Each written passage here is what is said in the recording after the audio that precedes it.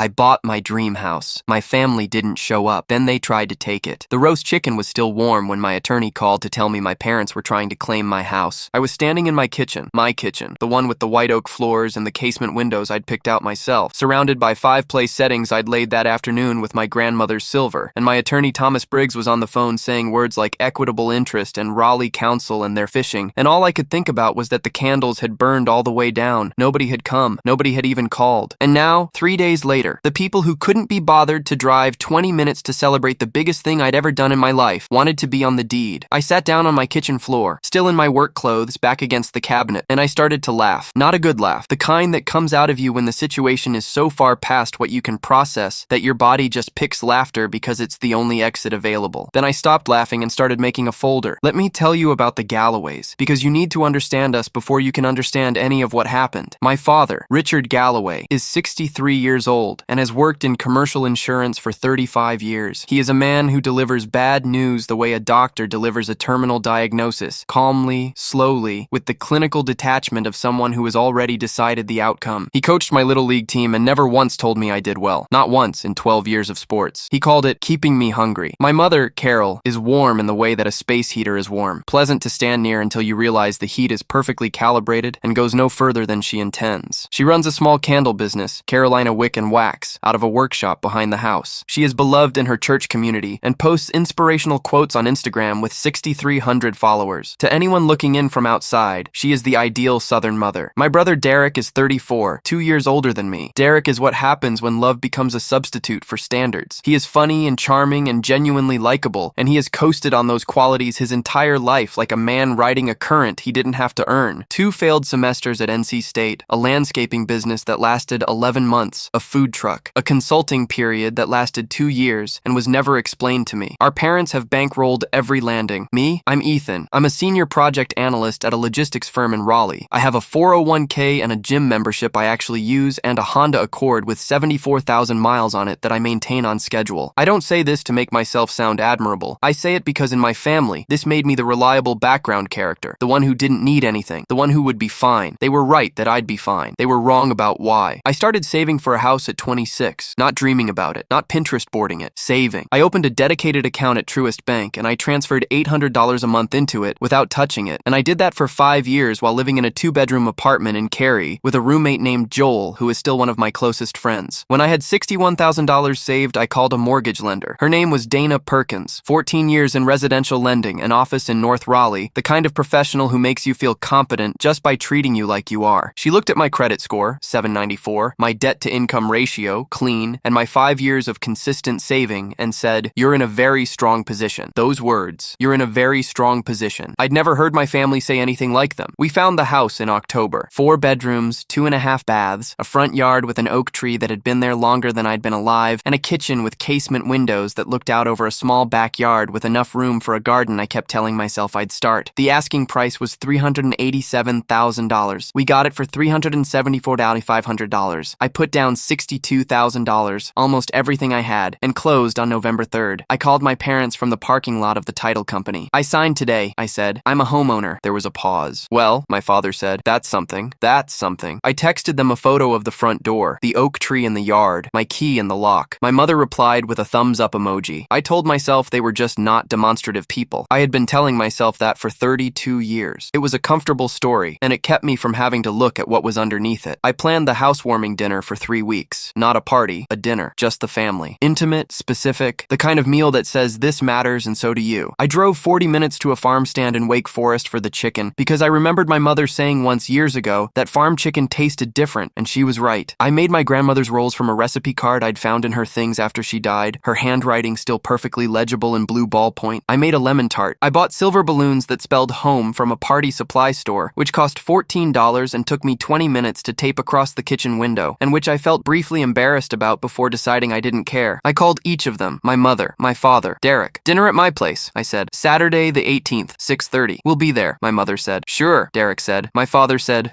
I set 5 places at the table, one for me, one for my mother, one for my father, one for Derek, and one for my grandmother, who had died 2 years before, and who was the only person in my family who ever looked at what I was building and said, clearly and without qualification, "Boy, you're going places." The 5th plate was for her. I know how that sounds. I don't care. At 6:15, 6:15, I took the chicken out of the oven. At 6:30, I lit the candles. At 7, I called my mother. Voicemail. At 7:12, I texted Derek, "Hey, still coming?" 3 dots appeared, then disappeared, then appeared again, then nothing. At 7:50, I called Derek directly. He picked up on the 3rd ring and I could hear music in the background, voices, the particular ambient roar of a sports bar. "Oh," he said when I asked where he was. "I figured it got pushed." "Pushed to when?" I asked. The line went dead. I stared at my phone. My thumb was resting on the screen, and I noticed that my hand wasn't shaking. I was surprised by that. I'd expected panic, or hurt, or anger. What I felt was something much quieter and more total, like a door closing very gently in a house you're leaving for the last time. My mother texted at 8:15, "Sorry, something came up. Busy tonight." My father texted at 8:47, "We need to talk about your house." Not, "Congratulations." Not, "I'm sorry we missed it." Not, "Are you okay? We need to talk about your house." I sat at my kitchen table for a while. 5 plates, 4 empty chairs. The balloons were slightly deflated by then, the silver letters going soft. Home. The candles had burned down to about an inch each, wax pooled in the holders, and in a couple of hours they'd gutter out and it would just be me in the dark. I put the chicken in the refrigerator. I covered the rolls with a dish towel. I blew out the candles. I cleared 4 place settings and washed them by hand in the sink. I left the 5th. My father called the next morning at 9. "Your mother and I have been talking," he said, calm, measured, like a man who had rehearsed this. "What you did was a bit much." I let the sentence sit for a moment. "I bought a house," I said, "without discussing it with the family. It's inconsiderate. Your brother has been going through a difficult time. Seeing something like that." "Nobody showed up," I said. "That's not the point." "It's exactly the point." He did the exhale. Long, slow, from deep in the chest. The sound of controlled disappointment. A sound I had been responding to my entire life by shrinking, by softening, by finding some way to make myself smaller so the air pressure in the room would equalize. "A man should think about how his decisions affect the people around him," he said. I looked out my kitchen window at the oak tree in the yard. A squirrel was working its way along one of the lower branches with the total focus of an animal that has exactly one job. "Were you happy for me?" I asked. "When I sent that picture, even for a second, were you happy?" 4 seconds of silence. "That's not the point," he said. 4 seconds. That's how long it took him to decide not to answer. I've thought about that a lot since. 4 seconds isn't confusion. That's calculation. "Okay," I said. "Ethan, thanks for calling, Dad." I hung up. Then I sat at my kitchen table in my house in the quiet, and I understood something I had been refusing to understand for 32 years. My family did not want me to succeed. They wanted me to strive indefinitely in their direction, needing them, so that when I finally arrived at something, the arrival could be theirs too. Managed, credited, supervised. The moment I succeeded on my own terms, in my own direction, I became a problem to be managed. I went to Lowe's. I bought a cedar board, 6 inches by 18, already smooth, and a wood-burning kit that cost $22. I spent an hour at my kitchen table burning 3 lines into it in block letters, going over each line twice to make sure it was deep enough to read from the street. No family discounts, no family visits, no exceptions. I mounted it on the front gate with 2 stainless screws, took a photo, posted it on my personal Instagram with 1 line of caption, "My house, my rules." I want to be honest about my intentions here. I was not thinking about virality. I was not thinking about strategy. I was a 32-year-old man who had spent the previous evening alone at a table he'd set for people who were at a sports bar, and this was what I had instead of screaming. By noon, it had 11,000 shares. By 3, it had 58,000. By midnight, it had crossed 200,000. I stopped counting after that. The comments came in so fast the app lagged. And the thing that undid me, the thing I was not prepared for, was how many of them said the same thing. My parents didn't come to my graduation either. My family said my promotion was showing off. I spent years chasing people who needed me to fail to feel okay about themselves. You just described my entire childhood in a cedar board. I sat on my kitchen floor with my back against the cabinet and I read them for 2 hours. Strangers. Hundreds of thousands of strangers who had felt this exact thing and never had a word for it. And here I was, 32 years old with a wood-burning kit, apparently giving them one. My phone was exploding from a different direction at the same time. "Derek, take it down. You're embarrassing the family." Derek, 15 minutes later. "Mom is crying. You happy now?" My father's voicemail came at 7:14 p.m. His voice was controlled, which was worse than if he'd been angry. Angry would have been emotion. This was policy. "Ethan, this is beneath you. Take that post down tonight, or your mother and I will reconsider our relationship with you." Reconsider our relationship? Because I bought a house. Because I put a sign on my gate. Because I said my rules in the place I paid for. I saved the voicemail to my Google Drive, backed it up to my MacBook, sent a copy to my email. Then I texted my father back 1 sentence. "I'll consider it." I did not take it down. 2 days later, my cousin Lauren emailed me. Lauren is 36, lives in Charlotte, works in HR at a healthcare company. We've always gotten along in the way that cousins get along when they grow up in the same orbit but different gravitational fields. Occasional holidays, sporadic texts, genuine warmth that doesn't require maintenance. She is not a person who emails unless she means it. She said she had things she'd never told me, things she thought I deserved. deserved to know, especially now. I read the email 3 times. My parents had quietly given Derek $15,000 3 years ago, a down payment on a condo in Durham. He'd lost the condo inside of 2 years. Lauren didn't know the details, but the money was gone. Nobody told me. Not Derek, not my parents. They had simply moved funds in one direction while maintaining the performance of a family that treated its children equally. When Derek turned 30, they threw him a surprise dinner at a steakhouse in Cary. Private room, 40 people, open bar. Lauren estimated it cost close to $2,000. I know this because Lauren was there, and I was not invited. I didn't get a dinner when I graduated college. I got a card with a $50 bill inside and a handshake from my father. Then the last paragraph, the one that rearranged something in my chest permanently. About 2 years ago, this would have been before you were under contract on the house. Your mom told my mom that she hoped you wouldn't actually pull it off. She said it would make Derek feel worse about himself if you bought a house before he got back on his feet. I read that sentence 4 times. Then I set my phone face down on my desk and sat very still for a while. My mother had not missed dinner because something came up. She had missed dinner because she didn't want to watch me win. She had been hoping, out loud, to another person, that I would fail. There is a specific kind of grief for a thing you never actually had. I don't know what it's called. I know what it feels like. It feels like opening a box you've been carrying for 30 years and finding it empty, and the grief isn't for what was taken. It's for the weight you put in yourself so the box wouldn't feel hollow. I went for a run, 4 miles. Then I came home and called my attorney. Thomas Briggs has been my attorney for 4 years. He handled my closing, my lease review before that, a minor employment dispute in 2021, 14 years of practice, mid-40s. The kind of lawyer who speaks slowly because he's always thinking faster than he's talking. I need to ask you something, I said. Ask. The email from my cousin, can I use it? With her permission, yes. What are you considering? A reporter reached out yesterday. Someone at the News and Observer. Pause. What do they want? The whole story. The sign, the dinner, the voicemail. Ethan, that's a significant step. I know. Once it's out, it's out. I know. He was quiet for a moment. Let me know what you decide, and send me the voicemail file before you do anything. I called the reporter back. Her name was Janet Odom, 8 years at the News and Observer, a beat covering family and social trends, the kind of journalist who asks questions that are actually statements with question marks on the end. She had found me through the viral post. She wanted to understand what had happened. I told her everything. The dinner, the empty chairs, the texts, my father's voicemail, Lauren's email with Lauren's explicit permission, which I had confirmed by phone that morning. Do you have documentation? She asked. I opened the folder on my desktop. How much do you need? The article ran on Thursday. He bought his dream home. His family didn't show up. It didn't go viral. It detonated. Within 6 hours, it was the most shared piece on the NNO site. By Friday morning, it had been picked up by 3 national outlets. My inbox had 4,400 unread emails by Saturday, which I know because I opened it once, looked at that number, and closed it again. My phone rang that Saturday morning at 8:52. Thomas Briggs. Ethan, he said, I need to ask you something. Has anyone in your family made any recent inquiries about your property? My stomach went cold. What kind of inquiries? I got a call this morning from an attorney in Raleigh. Firm I know, real estate and family law. He represents your parents. He's asking whether family funds were used in the purchase of the property, whether there are grounds for an equitable interest claim. I was standing in my kitchen. The casement windows, the white oak floors, the oak tree in the yard, everything I had spent 5 years and $62,000 building toward. They didn't give me a single dollar, I said. I know. Your file is clean, Ethan. I closed the transaction myself, but they're going to claim they provided financial support over the years, contributions to your upbringing, gifts, things that could be characterized as Thomas. An expectation of return. Thomas. Yes. I have 10 years of bank statements. Every direct deposit, every transfer, every bonus I saved, not $1 from them. Silence for a moment. Get me that file. I spent 4 hours on Saturday organizing a decade of financial records into a folder that I then converted to PDF and emailed to Thomas at 2:17 p.m. Then I called Janet Odom. They tried to take the house, I said. Silence on her end. A long one. Are you willing to go on record? Yes. The second article hit Monday morning. Family of viral homeowner attempts legal claim on property he built alone. The opposing attorney, a man named Gerald Puckett, 12 years in practice, who I later learned had called Thomas somewhat apologetically before withdrawing, dropped my parents as clients within a week. Thomas told me later that the documentation made the case unpursuable in any court that had read the articles, and that Puckett was not a man who liked unpursuable cases. They went fishing, Thomas said. They thought the publicity would pressure you into a settlement. They've never understood me, I said. No, he said. They clearly have not. The fallout was specific, and I'm not going to pretend I felt nothing watching it. My mother's candle business, Carolina Wick and Wax, 6,300 Instagram followers, boutiques in Raleigh and Chapel Hill and Asheville, collapsed inside 3 weeks. Not from anything I did, from the attention. People found her page, people left comments, boutiques quietly stopped ordering. She posted 3 times in that period. An affirmation quote, a photo of a candle called forgiveness, and then nothing. The Instagram went private. When I checked the business registration with the NC Secretary of State 6 weeks later, it had been dissolved. Derek called me at 1:08 a.m. on a Wednesday, drunk enough that I almost didn't recognize his voice at first. It had gone soft and cracked at the edges, in a way I'd only ever heard from him once before, when our grandmother died. "You ruined everything," he said. "I stopped pretending," I said. "You blew up the whole family over a dinner." "No," I said, and I was very calm, which I think surprised him. "I exposed a family that hoped I'd fail. The dinner was just when I found out." There was a long silence. I could hear him breathing. "That's not fair," he said finally, but his voice was quiet when he said it, not angry. Quiet in the way people get when they're arguing with something they know is true. "I know about the $15,000, I said. He didn't answer. "And the birthday dinner. I know about that too." Still nothing. "I'm not calling to fight you, Derek. I'm telling you I know, so we can stop performing a version of this family that doesn't exist." The line was quiet for a long time. "I didn't know what they said to you," he finally said. "About the house. I didn't know Mom said that." I believed him. That's the strange thing. I actually believed him. Derek's failures have always been failures of effort, not of character. He's a man who has been handed things for so long he no longer knows how to reach for them. That's its own kind of damage. "Get some sleep," I said. I hung up, sat in the dark in my bedroom in my house, which was mine, which no one could take, which I had built slowly and quietly over 5 years while no one in my family noticed. 3 weeks after the second article, a handwritten envelope appeared in my mailbox. My father's handwriting, controlled and upright, the kind of penmanship from an era when people were taught that how you wrote reflected on your character. 2 pages. I'm not going to quote it in full, but I'll tell you what it contained because it matters. There were fragments of apology, not a full one, not the kind that takes responsibility cleanly and without qualifications, but fragments, careful admissions, the acknowledgement that the dinner should not have been missed, that the voicemail was wrong, that the legal inquiry was a mistake that he regretted, and then the last 4 words of the letter, which came at the end of a sentence that I could tell had been rewritten several times. You could see the pressure variations in the ink where he'd gone back over it. The full sentence was, "I know you think I've never been proud of you. I always have been. I always have been." I folded the letter in half, then in half again. I put it in the kitchen drawer, the junk drawer, next to the takeout menus and the spare batteries and the little cedar-scented sachet my grandmother had given me years ago that had long since lost its smell. I never wrote back, not because I'm cruel, not because I wanted to punish him, because I spent 32 years waiting for those 4 words, and they came in a handwritten letter after a lawyer dropped his case, and his wife's business collapsed, and his youngest son's story had been read by 2 million people. And I sat with them for a long time, turning them over, trying to find the weight I'd always imagined they would have. They were lighter than I expected. That's the thing nobody tells you about vindication. You think it will feel like getting something. It mostly feels like finally being allowed to put something down. That oak tree in my front yard dropped its leaves in November and came back green in March. I watched it happen from the casement windows in my kitchen while I drank coffee in the mornings. I did not start the garden because I am not yet a person who gardens, but I bought a chair for the backyard in April, and I sit in it on weekend evenings and read, and sometimes I do nothing at all, and that particular kind of nothing, unearned, unobligated, unbothered, is the closest thing I've found to what I was actually building toward all those years. Joel came over for dinner in the spring. We ate at the kitchen table. He said the rolls were the best thing he'd ever had and asked for the recipe, and I wrote it out on a note card for him. My grandmother's handwriting translated into mine. I put a small plant in the window. I left the 5th place setting in the cabinet because I still think about her, and because I believe she would have come. My father said I'd embarrass the family with a sign on my gate. He was right. But embarrass is a funny word for what actually happened, because when the dust settled, the only things that were embarrassed were the things that had always been there, finally seen. The empty chairs, the voicemail, the $15,000, the dinner they threw for Derek, and the card they sent me. The sentence my mother said out loud to another person, that she hoped I'd fail. I didn't expose my family. I just stopped covering for them. And it turns out that when you stop, the light comes in all on its own.